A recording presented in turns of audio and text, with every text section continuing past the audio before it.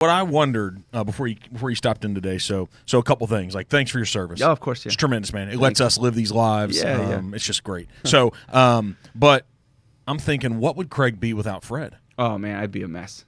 Yeah. So let's figure out who he is. Tell us this story of Craig and Fred in this journey. I mean, if I hadn't, I found Fred in just the worst imaginable place, a war zone, and I think that means a lot of different things to different people. But for us, it was just we landed, we inserted out of helicopters. There was no established coalition presence in this area of Afghanistan that we were going. The closest that we could get to kind of like a barometer for like what we were walking into was a unit that was miles south of where we would be going, and they were losing a lot of Marines, like almost 10 a week killed in action.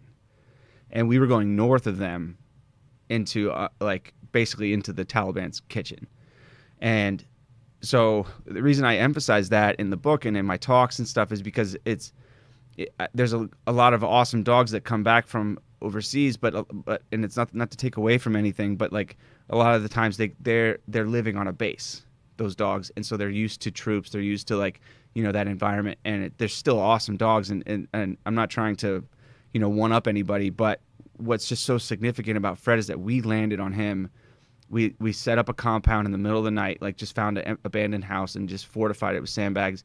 We spent over a week just under constant fire from like 280 degrees, and like well organized, accurate, very confident Taliban, which was like crazy to see, like how they would engage and then engage from somewhere else. Like, you hadn't experienced that yet. No, yeah, and they, like when they would shoot RPGs, they would be from like 2 or 3 locations at the same time, as opposed to like one and then some small arms fire while they haul ass. Like they were just really committed to trying to overrun us, and it was in the middle of the chaos. We would see this dog, and he's like just trotting around, this battlefield like a little cartoon character, and it was just just looking at him would make you smile, And then after things calmed down, I couldn't help myself. I walked up to him and gave him a piece of jerky, and he wagged his tail when I got close to him, and so that was where Stubborn Positivity was born. Because as I got close to him, I could see he's covered in bugs. He's hot and he's hungry. He's clearly not like a base dog that has been taken care of. He's been on his own for whatever, like the first 8 to 10 months of his life, which is long enough for a dog to have become, like mean and like unapproachable. And dogs learn from other dogs, and all the other dogs that we saw around him were like that, where you didn't get close to him. And here he was. I get close, and he starts wagging his tail. And I'm like, dude, what is this? Do you not know where you are? And something was different. It was just different. Yeah, and that was our first moments together. I didn't recognize the significance of it until fast forward years later. I'm at a dog park in DC, and I'm running from my problems. I'm ignoring my problems, and somebody asks me the question, and it was probably the way she asked it that brought my walls down. I just started to tell it. She was like, "What kind of dog is that?" And I was like, "You know what? Like, buckle up." And I told her the whole story. And on the walk back from that day to our apartment, I looked down at Fred and I just started to cry. And I was like, "Dude, like you did it. You finally pulled it out of me, And I started thinking, the more I told the story, because eventually I was like holding court at the dog park. People who were coming, bringing friends, like, you got to come meet Fred, and I'm like telling the story to like a dozen people, every day after work, and the more I told it, the more I reflected on it, the more I reflected, the more I remembered, and the more I started to realize, like, whoa, like this is bigger than me. People are really responding to it, and it could have really gone wrong at any moment, like for Fred and for me. And the fact that it didn't, that in of itself it means that this is what our duty to share this. And when I started to think about where it started, I thought about those first moments when he chose to wag his tail, when everything on paper should have been telling him to do the opposite. And I was like, wow, if a dog in a place like that can find it in himself to wag his tail at a total stranger. And what's my excuse? What's any of our excuses when we're facing adversity, when we're facing, challenges or anxiety or whatever it is? There's still something that we can find to wag our tail at. And it doesn't make your problems go away.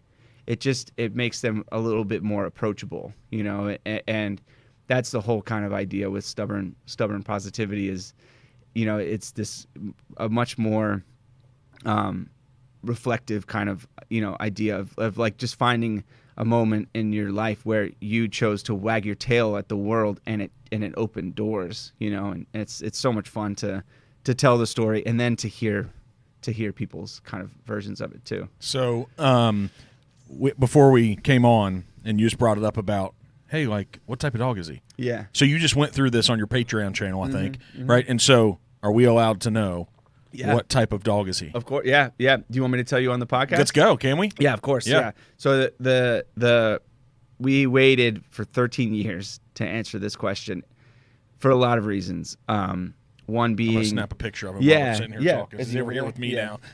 Good boy. He must have found something on the... Hey, buddy. What are you doing? Oh, you that's good boy. Good. Okay, sorry. I liked for a lot of it's taken this many years to kind of get to the answer, and for some reasons, for a while I just liked the mystery. He's like a raptor. He'll test the fences until he finds a. There's glass on the other side of that, so he can't go anywhere. Nice. Well, he loves a window. What's in there, bud? Yeah. I liked the mystery. I liked hearing people's assumptions. The corgi thing would always make me laugh because I didn't see any wild corgis running around over there, and also we hadn't found a company with like the resources to actually answer it, because from what I understand, a lot of the genetic stuff with dogs is regional, and or if you look into it and they would ask for a picture of the dog, and it's like, are you really testing the DNA, or are you just like eyeballing the photo? And so we found through an organization called Puppy Rescue Mission, which is amazing. They are a nonprofit that helps, if you're in a situation like mine overseas and you meet an animal, a cat or a dog that you want to get home, they have a network of volunteers and staff all over the world that will help foster it and vaccinate it and quarantine it and like leapfrog it back to the States or wherever your home station is. And you don't have to be as evasive and crafty as I was. And so they've used this company called Embark for some of their dogs, and they've had great results. So we went with it. Embark sent us a free kit, and we swabbed his cheek, which was like wrestling an alligator. He's not into it, and we sent it in, and so it's the full like breakdown of what he is on our first episode of our podcast, because we felt like we just really wanted to give it the like time that it. So don't give us too much, so they can go check it out, right? His genetics go back 15,000 years. He's 100% one type of dog. And so those two things right there are just insane. We don't find that in this country. No. Right? Right. It has to be bred. Yeah, I mean, the oldest breed of dog is like 300 years, right? And like the first people to really, like, I think selectively breed dogs were the Egyptians, but it was like, kind of hard to figure out what they were going for. And it didn't really start until Europeans, started to like, oh, we want these traits and we're going to, manipulate the genes. So 15,000 years. 15,000 years. And the reason they know that is because they found a fossilized like family of like early humans with like a dog that was clearly like a wolfish like dog that had been like a, they could tell it was smaller than like a regular wolf, and some of its features I think maybe made it seem like it was part of their family. And so the name at first doesn't really hit, like it doesn't really capture the majesty of Fred. They've classified this type of dog as a West Asian village dog. That doesn't do him justice. No, it doesn't. But then when you start clicking through what Embark sends you, and you start reading about how early humans, brought like brought dogs along with them, you know, and what roles they provided. exactly, Yeah, and man. how his genetic code, his ancestors were the first ones to like go from being a wolf to like a companion, and then it's like, oh my God, it makes total sense that he wagged his tail at me, because that's what all of his ancestors did. Like they're supposed to do. like they were like, yeah, like I'm with you. Like let's do this. You know, I you know, I'm here for it.